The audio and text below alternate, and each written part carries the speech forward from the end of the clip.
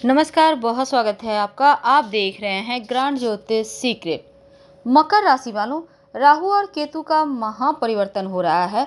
राहु मेष राशि में 12 अप्रैल को प्रवेश करेंगे और केतु तुला राशि में।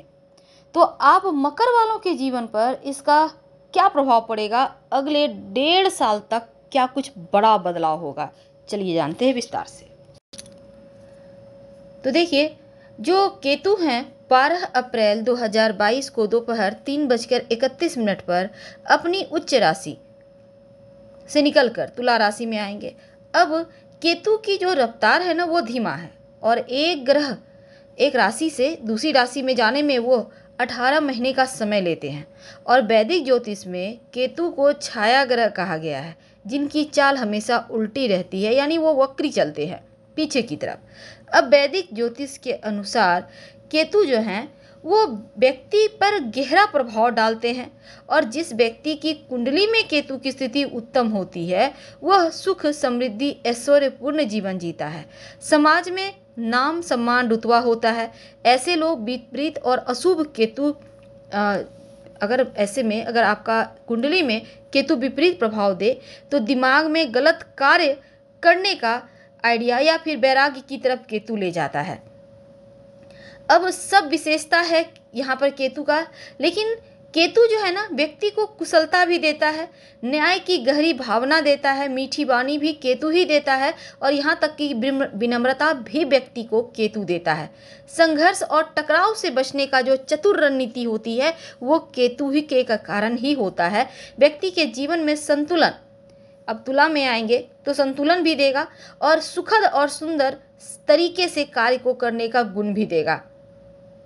तो ऐसे में केतु का प्रभाव आपके जीवन पर क्या पड़ेगा ये तो हम जानेंगे विस्तार से, लेकिन उसके पहले एक और बात, किसी भी व्यक्ति को स्वयं कोई भी स्वतंत्र परिणाम नहीं देता केतु, क्योंकि केतु किसी भी व्यक्ति की कुंडली में जिस भाव में बैठता है ना, उस भाव के स्वामी के अनुरूप फल देता है। अब यहाँ तुला पर बैठे हुए हैं, तुला राशि में, तो ऐसे में अगर केतु का प्रभाव अन्य 7 ग्रहों यानी कि सूर्य, चंद्रमा, मंगल, शनि, शुक्र, बृहस्पति, बुध की युति और दृष्टि पर निर्भर करता है, तो केतु अन्य ग्रहों की तरह अपनी दशा अवधि में व्यक्ति को वैसा ही परिणाम देता है जैसे ग्रह उनके साथ जुड़ते हैं।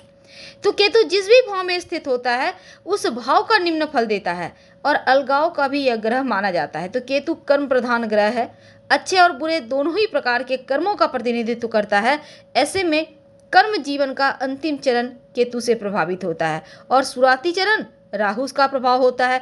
तो केतु किसी भी व्यक्ति के विचार, गहन विश्लेषण, ये चीज़ें केतु देता है। स्थिरता, जीवन का उद्देश्य का एहसास भी केतु करवाता है।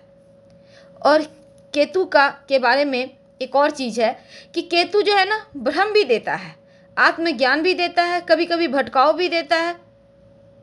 तो ऐसे में जब वो 1.5 साल तुला में रहेंगे तब क्या होगा। देखिए मकर वालों, जो केतु हैं वो आपके 12 अप्रैल को 10वें भाव में आएंगे, और ये आपके काम के प्रति जुनून और गतिशीलता में वृद्धि जरूर लाएंगे। आप काम करने की जो क्षमता है वो आप में गजब की होगी। आप सब कुछ भूल कर सिर्फ अपने जुनून यानी कि कार्य में चाहेंगे कि जल्दी से वो आप अपने लक्ष्य को प्राप्त कर लें, आप जल्दी से आगे बढ़ जाएं।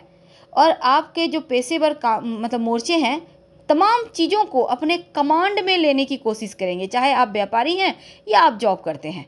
आपके साथ जो लोग काम करते हैं उनके प्रति थोड़ा हो सकता है आपका व्यवहार कठोर हो जाए, क्योंकि हर चीज़ों में आप खुद को चाहेंगे आप सर्वे सर्वा हो जाए। हालांकि इन चीज़ों के कारण, ज़्यादा कठोर होने के कारण कार्यस्थल पर आपकी प्रतिष्ठा धूमिल हो सकती है। इसलिए आप अपने सहकर्मी के साथ थोड़ा सा नकारात्मक ना होकर सकारात्मक रहें, उनके साथ प्रेम पूर्वक व्यवहार करें तो आप ज़्यादा सफल होंगे। और अगर हम आपके पेशेवर जीवन की बात करें तो लगातार आप तरक्की करेंगे, और करियर आपको संतुष्टि नहीं देगी क्योंकि आपको लगेगा थोड़ा और। तो केतु 2022 में आप अपने कार्य को बदलने का विचार भी आपके अंदर डालेगा केतु, और अधिकारियों के साथ आपके रिश्ते जो है ना बहुत अच्छे नहीं हैं, क्योंकि हर जगह आप संदेह करेंगे, सबके इरादे पर संदेह करेंगे। थोड़ा सा संदेह का बीज भी केतु आपके दिमाग में भरेगा। जो लोग व्यवसायी हैं, इस समय बड़ा इन्वेस्टमेंट मत कीजिएगा, क्योंकि ये समय आपको अनुकूल परिणाम उतना नहीं मिलेगा। इसलिए जो हकीकत में है आप उसको बेहतर करने का प्रयास करें और दूसरों से तुलना करके अपनी चीज़ों को खराब ना करें, इसका ध्यान रखना है। वैसे आपको केतु तेजस्वी, बलवान, बुद्धिमान और ज्ञानवान बनाएगा, जो कि हर कार्य में आपको प्रगति की तरफ ले जाएगा, शुभ फल देगा और दैनिक कार्यों में भी केतु आपको लाभ दिलवाएगा। लेकिन दूसरी तरफ अगर आप नया कारोबार करना चाहते हैं तो वक्त बढ़िया है।